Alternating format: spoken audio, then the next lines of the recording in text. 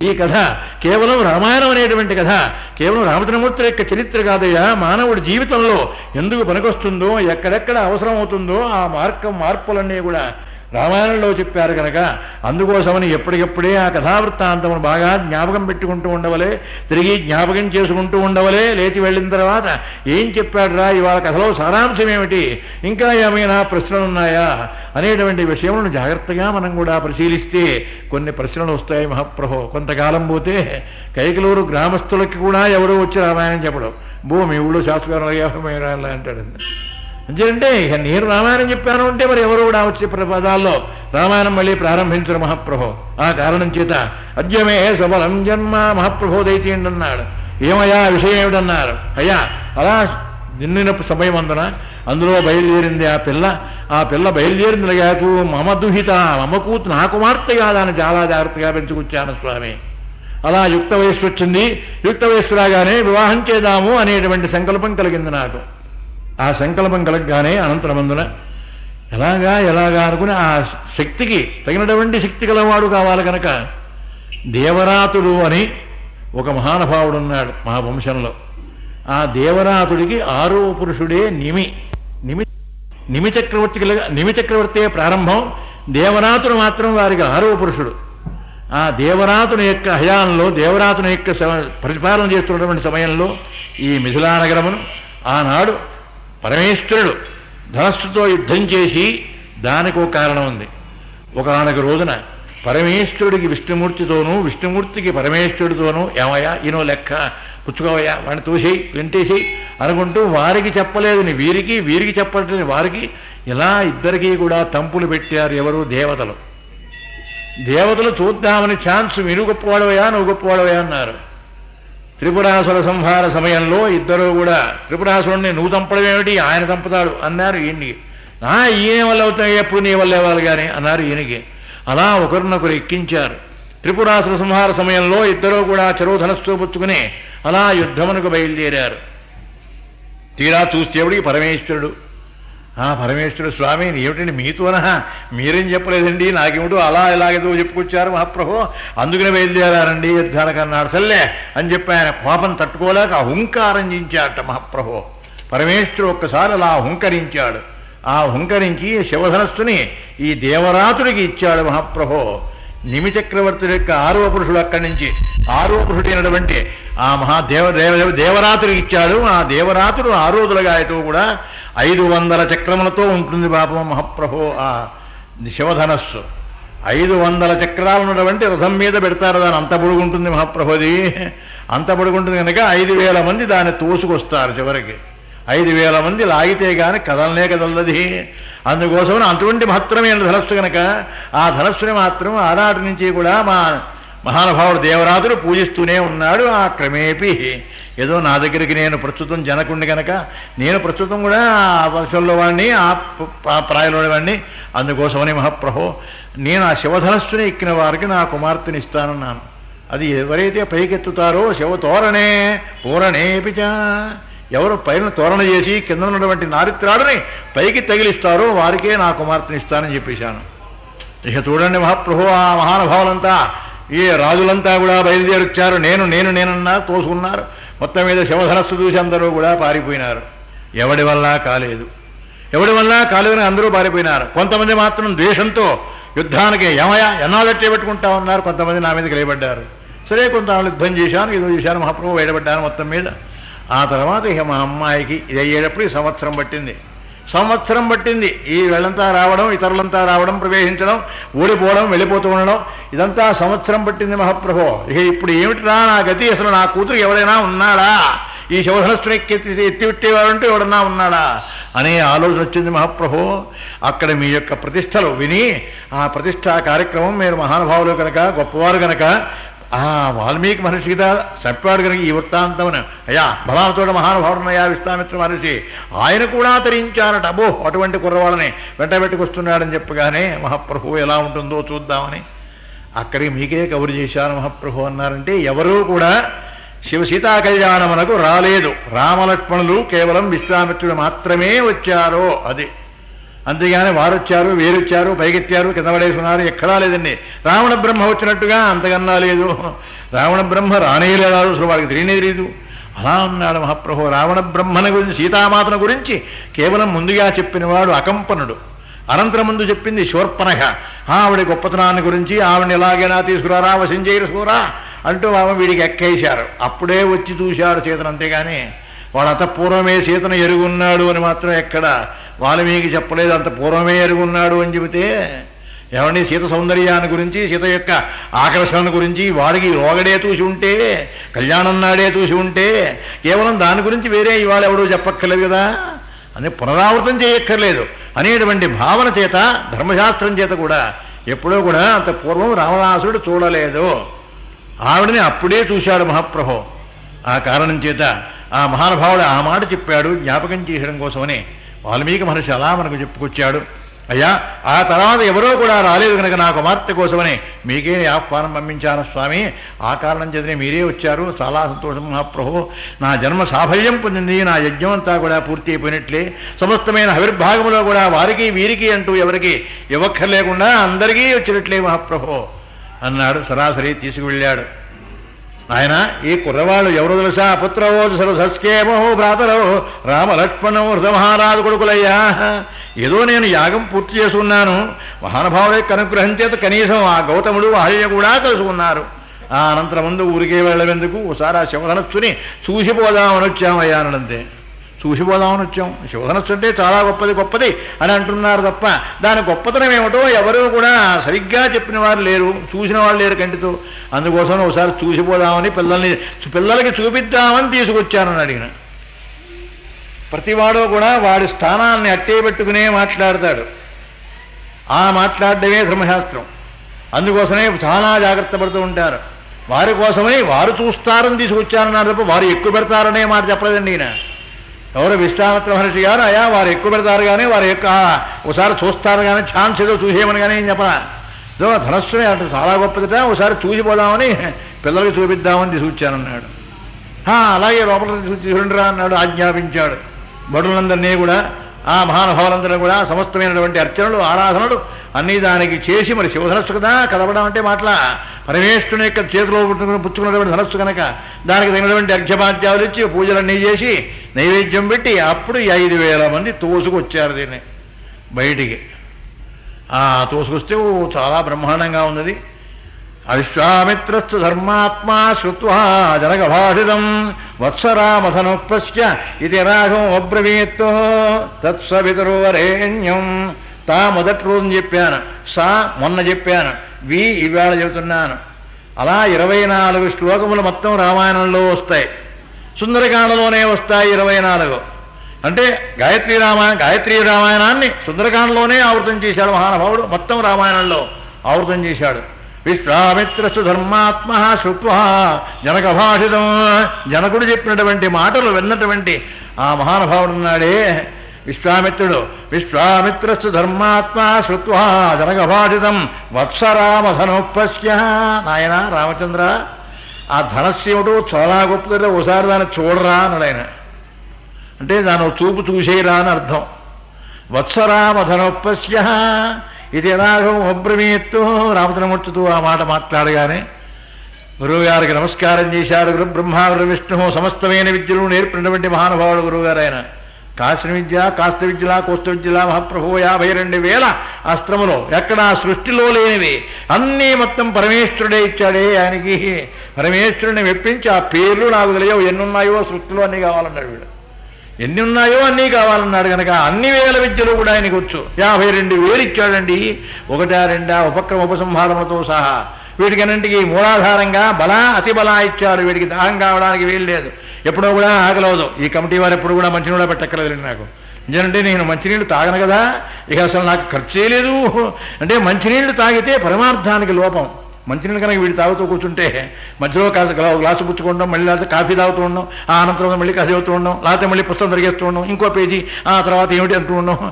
ఎవరైనా కూర్చున్న వారిలో కనుక దాహం అయ్యి కాస్త మంచినీళ్లు కావాలి అని అనుకుంటే వారికి ఇవ్వకుండా వీడు తాగారు కనుక వీడి పేరు రాస్తాడు ధర్మశాస్త్రం అండి. అందుకోసం అలవాటు చేశాను నేను. అందుకోసం అలవాటు చేసుకున్నాం మహాప్రభు, కేవలం ధర్మం కోసం అలవాటు చేసుకున్నాను మేమన్నీ, ఏదో మాట అనడం కోసం కాదండి, చలోక్తిగా ఊరికే అంతే మాత్రం అన్న మాత్రం కాదు మహాప్రభు, ధర్మశాస్త్రం కోసం నేను ఎక్కడా కూడా కాదనంతే.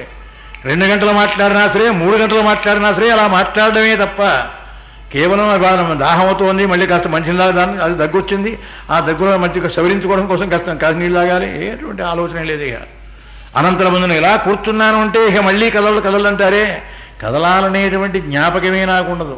ఇక ఈ దేహం మీద భ్రాంతి లేదు నాకు. ప్రార్థన చేశాను అంటే ఆ ప్రార్థన చేసిన అనంతరం ముందున దేహం మీద ఇక భ్రాంతి ఉండదు కనుక ఎలా అది కదపాలి, ఇది ఏదో నొప్పి వస్తుంది, లేచిన తర్వాత నొప్పులు, స్వస్తి చెప్పిన తర్వాత అప్పుడు వస్తాయండి నొప్పులు, అంతేగా అంతవరకు రావండి. అంతవరకు ఇక కూర్చున్న తర్వాత అంతే, ఎంతసేపు అయినా సరే అలా చెప్పేస్తూ ఉండమే. ఆ కారణం చేత అది పరమాత్మ ఇచ్చినటువంటి అనుగ్రహం అండి, నా తెలివితేటలేం కాదు మహాప్రభు, పరమాత్మ ఇచ్చినటువంటి అనుగ్రహం. అలాగే ఈ మాల పరస్త్రీలు కనుక ఎవరైనా వేసుకున్నారు తీసుకున్నా వేసుకున్నా ఆ పాపను నాకు రాస్తారు. అందుకోసం ఎంత కమిటీలో ఎన్ని దండలు వేసినా సరే మా సంచిలో చూడబట్టుకోదాం అంటే ఈ సంచిలో విడిచిపోని కింద పడేస్తుంటాడు, ఆ పక్కన కార్యకర్త గారు నిమ్మడంగా తీసేస్తుంటాడు, తర్వాయానికి మళ్ళీ వెళ్ళి వేస్తూ ఉంటాడు. అయ్యా ఎన్ని సంఘాలు చూసామండి, ఎన్ని సమాజాలు చూసాము ఇటువంటివి. అందువల్ల ఈయన కింద పడేయగానే ఆ పక్క ఆయన ఆ వచ్చే కార్యకర్త గారు వీడియో మాట్లాడుతుంటాడుగా, కార్యకర్త గారు వెనక నుంచి వచ్చి నిమ్మడంగా ఈ దండ అలా కాజేసి తీసుకెళ్ళి తగిలిస్తాడు అక్కడ, ఏది లోపల ఆ శాలలో. అనంతరం తర్వాత హరిదాస్ గారు వచ్చాడు, ఈ మాత్రం ఈయన తగిలిస్తాడు, 2 దండలు ఖర్చు రాస్తాడు. బా ఎన్ని మహాప్రభు, వేసేది ఒకటే దండ తిరుగుతుందన్నమాట, వీడికి ఎక్కలేదు కండి, వీడి తీసి కింద పడేస్తాడు. నన్ను ఒక ఆయన ఉన్నాడు తాడేపల్లిగూడెంలో, దండ ఉంచుకోగానే శాస్త్రి నువ్వు చెబుతావా అన్నది, నువ్వు చెబుతావా ధర్మశాస్త్రం అన్నది. అంటే ఎవడో కూడా దండ ఉంచుకున్నవాడే లేడు, అలా వేసేస్తుంటే అలా తీసేయడమే ఏమాంతంగా.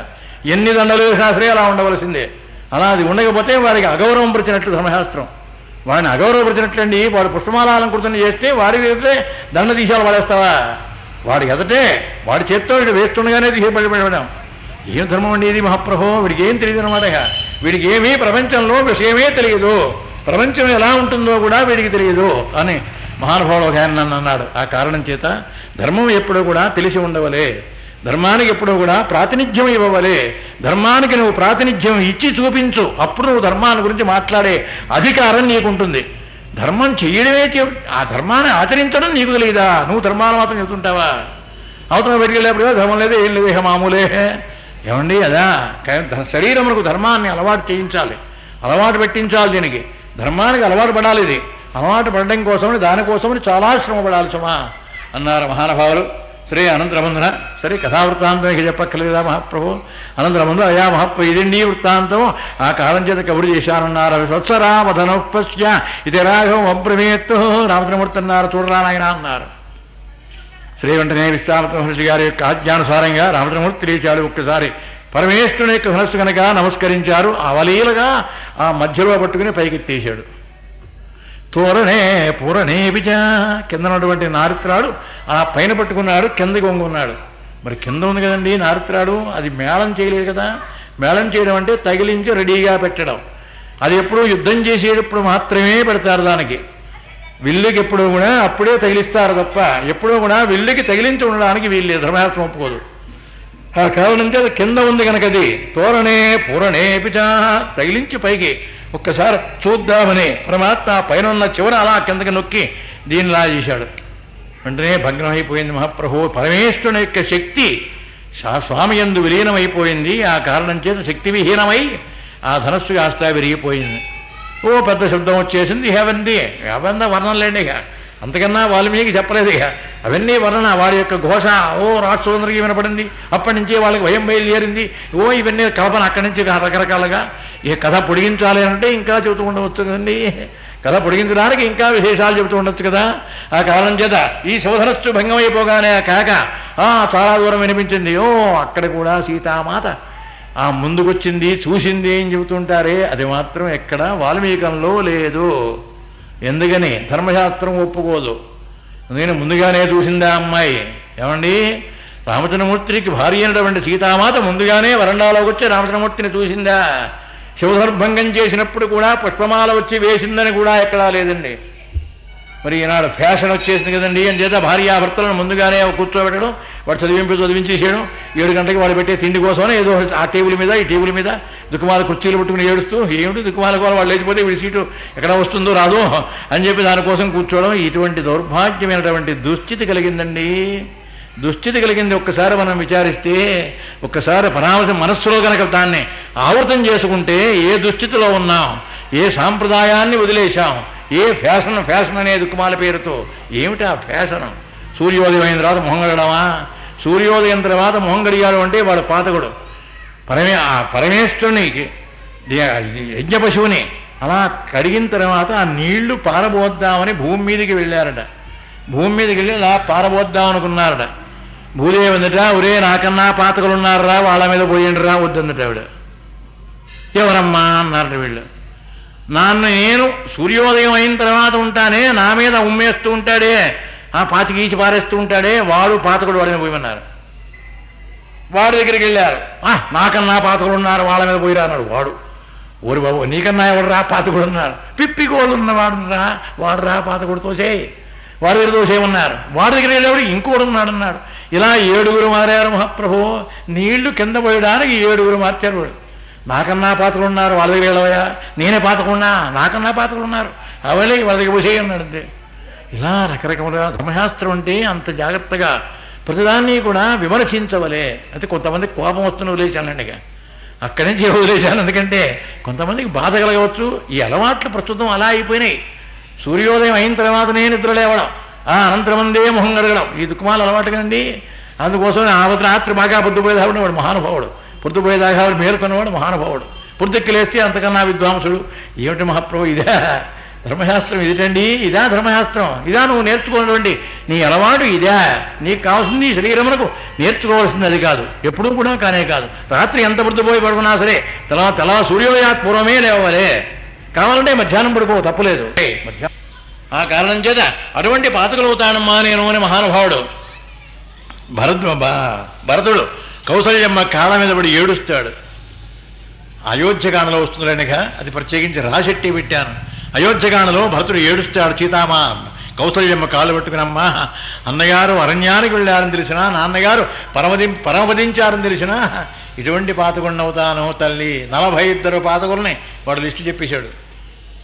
ఆవుని ఈనిన తర్వాత 11 రోజుల లోపల పాలు తీసిన వాడు పాతకుడు తీసేయి. ఆ పాలు ముట్టుకున్నా, ఆ పాలు జున్నుగా చూతున్నా వాడు పాతకుడే తీసేయి, వాడు ఎందుకు అన్నాడు. అలా చెప్పాడండి మహాప్రభు. బాలవత్సాంచగాంతోగ్ధుం జస్యార్యో అనుమతేగత. పూజైనటువంటి ఆ శ్లోకాలన్నీ బాగా కంటబట్టేసి అంతేనంటే. బాలకాండ అంటే కొంచెం నడవదు, అంటే ఇది ఎప్పుడు సంపూర్ణ రామాయణం చెబితే తప్ప దీని జోలు ఎవరికి ఎక్కర్లా. అసలు బాలకాండ అనేది ఎలా ఉంటుందో కూడా లేదండి. అయోధ్యకాండ నుంచి అందరికీ తెలుసు, మిగతా కాండలే తెలుసు తప్ప బాలకాండ మాత్రం తెలియదండి ఎవరికి. బాలకాండలో ఉన్నటువంటి విషయములు ఏమిటో, ఎక్కడి నుంచి బాలకాండ ప్రారంభమైందో, ఎక్కడి నుంచి ఎక్కడికి సమాప్తం అవుతుందో, దీని కథావృత్తాంతం ఏమిటో మాత్రం తెలియదు. సీతాకళ్యాణంతో సమాప్తం అది మాత్రం తెలుసు. ఇక సీతాకళ్యాణం దగ్గర నుంచి అయోధ్యకాండ వచ్చేస్తుంది కనుక అక్కడి నుంచి ఆ కైగమ్మ తిట్టడం, వారిని తిట్టడం, వీరి తిట్టడం, అవన్నీ కూడా చర్వణాలుగా నేర్చుకున్నారు మనవారు. సరే వదిలేద్దాం. ఆ కారణం చేత పరమాత్మల ఒక్క పర్యాలు ఆ శోధనస్సును ఎక్కుపెట్టగానే అది భంగం అయిపోయింది. యావన్మంది కూడా చాలా గగ్గోలు పెట్టేశారు మహాప్రభు. ఇవాళ కథ చాలా తక్కువగా ఉంటుందండి, చాలా తక్కువనే చెప్పొచ్చంటే. ఇవాళే కళ్యాణం లాగించవచ్చు, కానీ అది రేపటికి పెట్టుకున్నాం గనక, రేపు పంచమి కూడా కలిసి వచ్చింది గనక నేను కూడా అంగీకరించడానికి కారణాలు ఉన్నాయండి. ఏదో ఒక కారణం చూడకుండా నేను అంగీకరించను. రేపు పంచమి వచ్చింది, ఆ కారణం చేత రేపు రాత్రికి బాగుంటుందని రేపు రాత్రి కళ్యాణం పెట్టుకున్నాం గనక అంతవరకు వెళ్ళడం కోసం కొన్ని కాస్త ఉపకథలుగా చివరికి వచ్చేప్పటికి ఏదైనా మరొక 2 కథలు అంటే రామాయణంలోనే చూడండి. దుఃఖమాల కథలంటే ఏదో బయట కథలు. అందుకనే అంటాడు, రామచంద్రమూర్తి కథ విన్న తర్వాత కేవలం ఆ కథకే ఈ క్షేత్రములు ఎప్పుడూ కూడా ఆధారపడతాయిరా. దుఃఖమాల కథలు ఎందుకురా, బజారు కథలు ఎందుకన్నాడు. ఈనాడు టీవీలు చూస్తున్నారు, ఎందుకండి ఏముందాలో సారాంశం ఏమన్నా ఉందా? ఏమీ లేదు. దాన్ని కనిపెట్టి కూర్చోవడం, కాగలించి కూర్చోవడం తప్ప దాని ముందే భోజనం చేస్తుండడం ఏమిటండి దుఃఖమాలది. అటువంటి దౌర్భాగ్యం వచ్చిందండి, దుస్థితి. అటువంటి దుస్థితిలో ఉన్నాం మనం. ఆ దుస్థితి, మన దుస్థితి ఏమిటో మనం గ్రహించాలి. ఏదో అక్కడ వాడు గంతులు వేస్తుంటాడు, వాడిని వీడి పట్టుకుంటాడు, వీడి వాడు పడుగుతుంటాడు. ఏమిటిది? తల నా పరమార్థమా లేకపోతే మోక్షమా ఏమైనా ఉందా? ఓ కథావృత్తాంతం ఉందా? ఏమీ లేదు. దాని దగ్గర ఇలా దౌర్భాగ్యమైనటువంటి దుస్థితి అది. రామచంద్రమూర్తి ఎప్పుడే శుభభంగం అయిపోయిందో వెంటనే మహానుభావుడు అదొక వదిలిపెట్టేశాడు. స్వామివారి దగ్గర వచ్చి కూర్చున్నాడు విశ్వామిత్ర మహర్షి దగ్గర. అయా మహాప్రభో, చాలా నా ధనస్సు యావత్తు కూడా పూర్తి అయిపోయింది మహాప్రభో, యజ్ఞం యావత్తు పూర్తి అయిపోయింది మహాప్రభో, నా కుమార్తెనిచ్చి వివాహం చేసేస్తానన్నాడు జనకుడు. నేను అనుకున్న మాట ప్రకారం, నేను చేసిన ప్రతిజ్ఞ ప్రకారం ఈ క్షణంలోనే రామచంద్రమూర్తికి నా కుమార్తెనిచ్చేస్తున్నాను మహాప్రభో చేయన్నాడు. ఏమయ్యా అన్నాడు విశ్వామిత్ర మహర్షి గారు. ఏమయ్యా మరి ఆయన ఎవడో ఇచ్చేస్తాటే వాళ్ళ అమ్మాయిని చేసుకుంటావా అన్నాడు. ఆ సంగతి ఎవడో మా నాన్నగారు చూస్తారు, నాకు చెప్పకుండా అడిగిన. అంటే ఎందుకన్నాడు, ఆ మాటలో పరమార్థం ఉంది. ఇప్పుడు కూడా పెద్దల మీదనే బాధ్యత పెట్టాలి తప్ప తాన మీద బాధ్యత పెట్టుకోకూడదు. అందుకనే పెద్దలు నిర్వచనం చేశారు, పెద్దలు చెప్పారు అంటారు ఎవడైనా సరే. అలాగే దైవజ్ఞులచే నిర్ణయింపబడింది కనుక అంటాడు సంహూర్తం రాసి. నేను రాశాను వెంకయ్యో పుల్లయ్యో, నేను రాశానని చెప్పి ఎవడో కూడా నేననే పదాన్ని ఇక్కడ వాడడం. దైవజ్ఞులచే సుముహూర్తం నిశ్చయింపబడింది కనుక ఏతచ్చ ముహూర్తములకు సకుటుంబ సవారితంగా విచ్చేది వధువులను ఆశీర్వదించి, వధువులు లోటు దూకునేవాడు అండి ఇవన్నీ. ఇప్పుడేం లేదండి, కేవలం వాడి వరుడు వధువు విందు తన కింద బొంద ఏమిటి ఇవన్నీ అవే తప్ప ఏమీ లేవండి దాని కింద. ఏమిటి దాని కింద ఆ కేవలం ఆ విందు కోసమని వచ్చేసి 7 గంటలకి అంటే 7 గంటలకల్లా అమాంతంగా ఎప్పుడు పెడతాడు రాన్నం అని అందుకోసం ఉండమే తప్ప ఏమండి. కళ్యాణం కూడా జరగడం ముందే చదివింపులు దుఃఖమాల ఇనం మొక్కలు కదండి ఇవి. ఆ ఇనం మొక్కలు బేసిన్లో అవిడి కంచాలు ఉగ్గాలాసులు అన్నీ దుఃఖమాల అల్యూమియం అవేనా పర్వాలేదు. స్టీల్ ఇవి వచ్చేసే కదా దుఃఖమాల ఇనం మొక్కలు ఇవన్నీ ఇచ్చేస్తూ పాపం అంతా కూడా కాస్త తలో కాస్త పట్టుకుంటారా అని చెప్పి ఈ పాపం అంతా పంచిపెట్టడం ఏమిటండి ఈ సాంప్రదాయం. ఈ సాంప్రదాయానికి పరమార్థం ఏమిటి? అంత ధైర్యంగా మాట్లాడడానికి మన వాళ్ళే, నేను ఈ ఊళ్ళో వాడే కనుక మాట్లాడుతున్నానండి. మరి పరాయి వాళ్ళైతే అంత దూరం వెళ్ళాక వదిలిపెట్టేస్తాను. మనకెందుకు అక్కర్లేని వాళ్ళకి కోపం రావడం ఎందుకు? ఎందుకండి వాళ్ళకి కోపం రావడం ఎందుకండి? ఏదో నేను చెప్పింది ధర్మమే కావచ్చు, కానీ వాళ్ళని అంటున్నానని వాళ్ళకి బాధ కలుగుతుంది. ఇందులో వ్యక్తిగతంగా మాత్రం ఎవరిని నేను దూషించే అలవాటు నాకు లేదు. ఎప్పుడైనా సరే ఈ రామాయణం పూర్తయ్యే లోపల ఎన్నో రకములైన విషయములు రావచ్చు, అనేకమైనటువంటి ధర్మములు చెప్పవచ్చు. ఆ ధర్మములు చెప్పడంలో కొంచెం ఒకప్పుడు మంచి హనుమంతుడు వచ్చేస్తే కాస్త ఒంటి మీదకి దానివల్ల మంచి ఫోర్స్గా ఉంటానండి. చాలా దుర్నిరీక్షంగా చెప్పేస్తాను. అప్పుడు జయత్యదిబలో రామో లక్ష్మణశ్చ మహాబల రాజాదేవి సుగ్రీవో రాఘవేణాపమాలిత దాసోహం కోసలేంద్రస్య రామస్యాక్లిష్టకర్మణ హనుమాన్ శత్రుసైన్యానాం నిహంత మారుదాత్మజ రావణ సహస్రం మే యుద్ధే ప్రతిఫలం భవేత్తు శిలాభిస్తు ప్రహరత పాదవైశ్చ సహస్రశః అర్ధనేత్వా పురీం లంకాం అభివాద్య చ మైథిలీం సముద్ధార్థో గమిష్యామి మిషదాం సర్వరక్షసాం. ఏదో ఆ స్పీడ్లో చెప్పేస్తుంటే ఆ సుందరకాండకి చెప్పడానికే నాకు పెద్ద ప్రత్యేకత. ఆ సుందరకాండలో అనేక రకములుగా చెప్పేటప్పుడు ధర్మం కూడా ఏదైనా వస్తే ఇది చేసి తీరాలి అని చెప్పేస్తానంతే. ఆ కారణం చేత ఎవరో కూడా అనుకోవద్దు మహాప్రభు ఎప్పుడూ కూడా నన్ను గురించి ఒక వ్యక్తుల గురించి మాత్రం అన్నారని ఎప్పుడు అనుకోవద్దు. ధర్మం అయితేనే చెప్తాను. అది ధర్మము అంటే ధర్మానికి కరెక్ట్గా ఉండవలే. ధర్మానికి కనుక నిర్ణయం అయితేనే చెప్తాను, లేకపోతే మాత్రం వదిలేస్తాను దాన్ని. ధర్మం కానీ మనకు అక్కర్లేదు. ప్రజలు ఆచరించవలసినటువంటిదే ధర్మం, ఆచరించిందే ధర్మం కాదు. ప్రజలకు ఆచరించడానికి యోగ్యమైంది మాత్రమే ధర్మం. ఇది ఆచరించమని చెప్పారే మహర్షులు మహానుభావులంతా కూడా, అది ధర్మం. అంతేగాని నేను ఉలట్టాను, నేను చెప్పేప్పుడు ధర్మం అయిపోతుందా? నా నోటితో వచ్చే ధర్మం అయిపోతుంది మహాప్రభు. ఈ ధర్మాన్ని పూర్వీకులు కూడా ఎవరైనా అని ఉండవలే, ఎవరైనా చెప్పి ఉండవలే, అప్పుడు మాత్రమే ధర్మం అవుతుంది. అదే ఋషీశ్వరుడు చెప్పి ఉండవలే. అందుకని అర్షుడి బహుధా గీత నా ఋషి కవితే కావ్యం అని. ఋషీశ్వరుడు కానివాడు కావ్యమనే చెప్పలేడు మహాప్రభు. అందువల్ల వాల్మీకి చేశాడంటే మహానుభావుడు ఋషీశ్వరుడైన. ఆ కారణం చేత ఆయనకే అధికారం ఉంది, మరెవరికి కూడా అధికారం లేదు. వాల్మీకి మహర్షి అందుకోసమే అంత జాగ్రత్తగా చెప్పాడు. సరే, రామచంద్రమూర్తి అక్కడే కూర్చున్నారు కనుక విశ్వామిత్ర మహర్షి గారు ఏమయ్యా మరి ఏమన్నా వారి అమ్మాయిని చేసుకోవాలంటున్నారు. అదేదో నాన్నగారికి కబురు చేయండి అన్నాడు ఆయన. నాన్నగారికి కబురు చేస్తా ఉన్నారు. వెంటనే ధర్మశాస్త్రం వెంటనే రామచంద్రమూర్తి గారి యొక్క తండ్రి అయినటువంటి జనమహారాజు గారికి జనక మహారాజు గారు మనుష్యులు వెళ్ళారు. కబురు చెప్పింది ఎవడు? విశ్వామిత్రుడు. విశ్వామిత్రుడు రామలక్ష్మణుని తీసుకొచ్చాడు గనక, అనుకున్న 10 రోజులకి తీసుకెళ్ళలేదు గనక అక్కడి నుంచి ఎక్కడికి వెళ్ళాడో, ప్రస్తుతం ఎక్కడ ఉన్నారో, ఎందుకు వచ్చారో కబురు చెప్పవలసింది విశ్వామిత్రుడు. కబురు తీసుకెళ్ళవలసింది ప్రభువు గనక జనక మహారాజు గారి మనుషులు. ఆ కారణం ఇంకో ధర్మం, జనక మహారాజు గారి మనుషులు వెళుతున్నారు కనుక, అయ్యా మీ అబ్బాయి బలాన్ చోట ఉన్నాడు, బలాన వారు మాత్రం ఈ ప్రతిజ్ఞ చేసుకున్నారు, శోధనస్సును ఎక్కిపెట్టిన వారికి తన కుమార్తెని ఇస్తానన్నారు, అందుకోసమని వివాహం చేసుకోవడానికి సిద్ధంగా ఉన్నారండి, తమరు దయచేయవలసిందని చెప్పాలి. చెప్పిన వాళ్ళు జనక మహారాజు గారి మనుష్యులు. అందువల్ల దశరథ మహారాజు గారు భార్యలు పెళ్లికి వెళ్ళలేదు. అది ధర్మశాస్త్రం. మహారాజు గారి పెళ్ళాలు ముగ్గురు కూడా వెళ్ళలేదు. సీతా కళ్యాణమునకు ముగ్గురు కూడా వెళ్ళలేదండి. కౌసల్య, కైక, సుమిత్రుల ముగ్గురు కూడా ఎక్కడా వివాహమునకు వెళ్ళినట్లుగా వాల్మీకి చెప్పలేదు. ఎంచేత ధర్మశాస్త్రం అది. ఇంకో ధర్మశాస్త్రం ఉంటుంది సార్. కేవలం విశ్వామిత్ర మహర్షి గారికి 10 సంవత్సరముల 11 మాసముల 8 రోజులు వయస్సున్నటువంటి రామచంద్రమూర్తిని తానే ఇచ్చేశాడు, తానే పంపించాడు కదండి కూడా.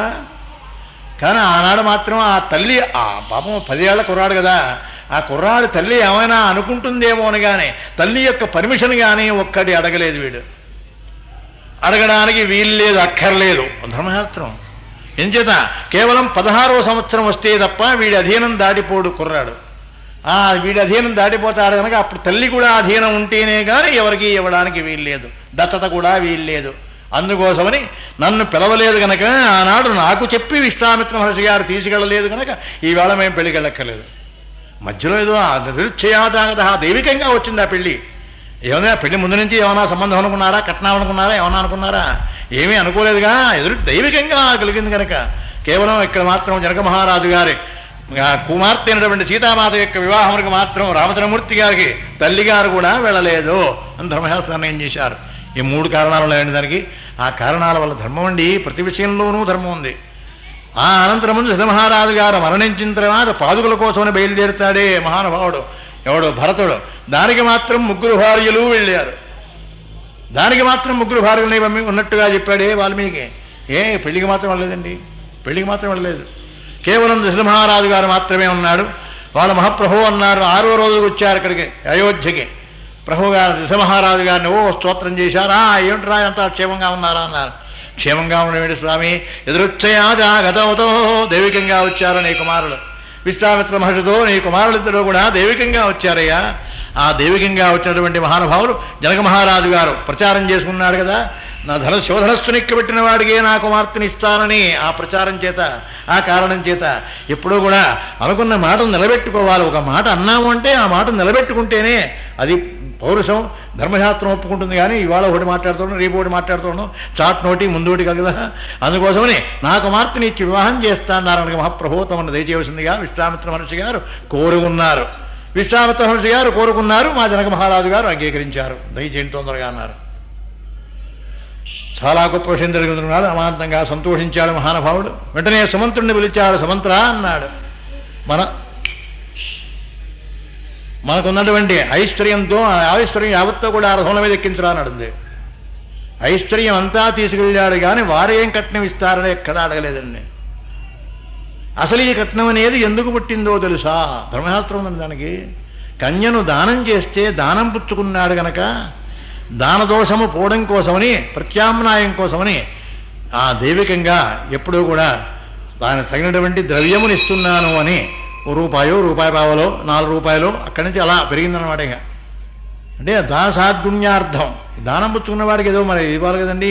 ఏదో దానం ఇచ్చామంటే దాన సాద్గుణ్యార్థం దక్షిణాం తుభ్యమహం సంప్రతదే నమమ, తుభ్యమహం సంప్రతదే నీకు ఇస్తున్నాను నమమ అని చెప్పి పాపం పుచ్చుకునే ఆయన చెప్పాలి. ఇక నాకు సంబంధం లేదు రాని ఆయనే చెప్పేస్తున్నాడు లేండి, ఈయనకు అసలు రాదుగా. అందుకని తుభ్యమహం సంప్రతదే నమమ అనేస్తుండే ఆయనే. తుభ్యమహం సంప్రతదే అని ఆయన క్రాపాలి, నమమ అనే మాట ఈయన చెప్పాలి. తుభ్యమహం సంప్రతదే దాన సాద్గుణ్యార్థం. కన్యను దానం పుచ్చుకున్నాను కనుక దాన సాద్గుణ్యార్థం. దానం కనుక సద్గుణంగా, దానం కూడా సక్రమంగా అవ్వాలి కనుక కన్యను దానం పుచ్చుకున్న కారణం. అందుకనే దానదోషం పట్టదు కన్యను దానం పుచ్చుకుంటే. కన్యను దానం పుచ్చుకోకుండా పెళ్ళెట్టి అవుతుంది. ఏ దానం పుచ్చుకునే వాడు కూడా వాడికి మాత్రం దానదోషం పట్టదు. ధర్మశాస్త్రం చెప్పారు అలాగూ. దానదోషం పట్టదు, భూమికి దానదోషం పట్టదు, 10,000 గోవులకి దానదోషం పట్టదు. 5 కుమార్తెలు ఉన్నారు మహానుభావు, 5గురిని చేసుకున్నారు. దానదోషం లేదు దానికి. ఒక పిల్ల అయితే, ఒక గోవు అయితే తోకచ్చుకులు ఆగడం, తనడం, అది నానా రకరకాలుగా బాధప 10,000 గోవులు అంటే హాయిగా మేపుకోరా అని అందుకోసం ఇచ్చాను రానాడు మహానుభావుడు భరతుడు. ఎవరికి? స్వామి హనుమంతుడికి ఇచ్చాడు. రామచంద్రమూర్తి క్షేమంగా ఉన్నారని చెప్పగానే ఇటువంటి ఏర్పాట్లన్నీ చేయిస్తాడే. ప్రతి విషయంలోనూ ధర్మం.